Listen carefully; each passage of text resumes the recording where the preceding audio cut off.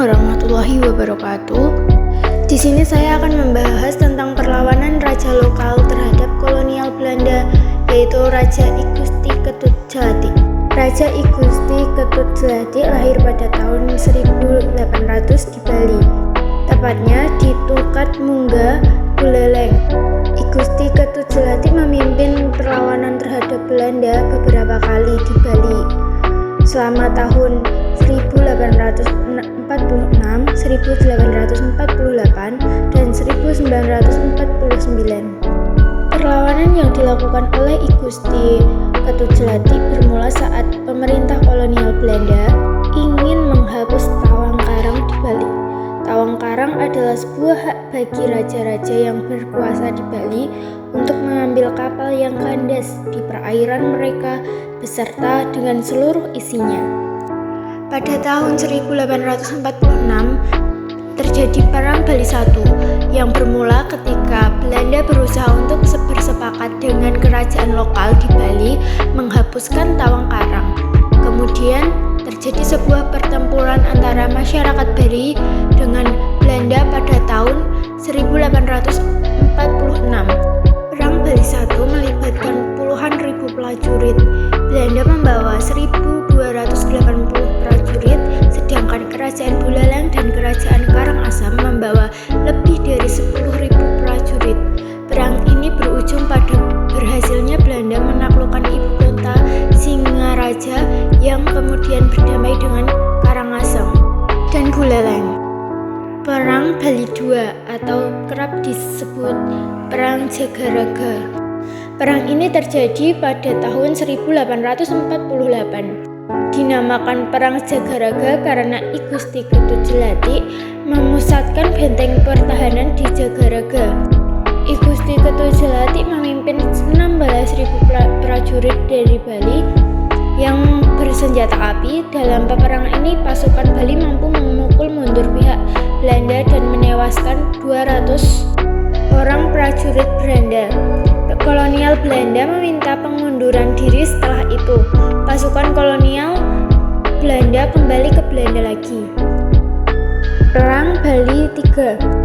Pada bulan Juni 1846, pasukan Belanda dan kapal dikerahkan bersama. Pasukan itu terdiri atas 1.700 prajurit dan hanya 400 orang saja yang berasal dari Eropa. Pada tanggal 28 Juni, Buleleng jatuh. Orang Bali menarik diri berlindung di Singaraja. Hampir tidak mungkin untuk pasukan Hindia Belanda kembali ke Batavia atau hak Tawang Karang itu diperbarui terhadap kapal-kapal Inggris dan Belanda. Ekspedisi kedua terjadi pada tanggal 7 Juni. Pasukan tersebut mendarat di pantai utara Buleleng, Desa Bungkulan, yaitu yang pertama kali takluk sesudah perlawanan gencar dan Jagaraga pusat dayanya jatuh.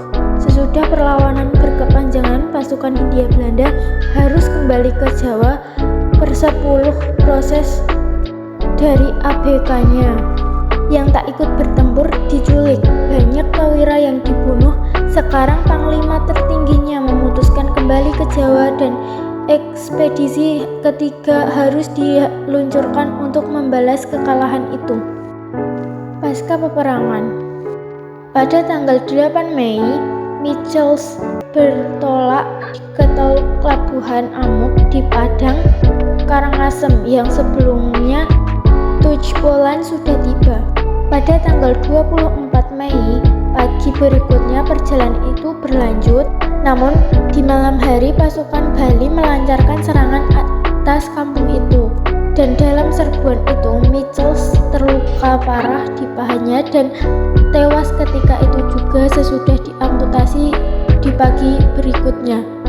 Van Vienten yang sudah dinaikkan sebagai panglima juga kembali ke Padang. Sesudah perundingan di Kasamba gagal kembali dan menanti penyerahan mereka pada tanggal 12 Juni persetujuan tercapai, di mana mereka Jembrana dinyatakan sebagai proses dari Hindia Belanda dan Kerajaan Bungli digabungkan ke Buleleng. Penyelesaiannya itu direlatif oleh Jacop Rekusen dan menjadi dasar untuk penguasaan Belanda atas Bali.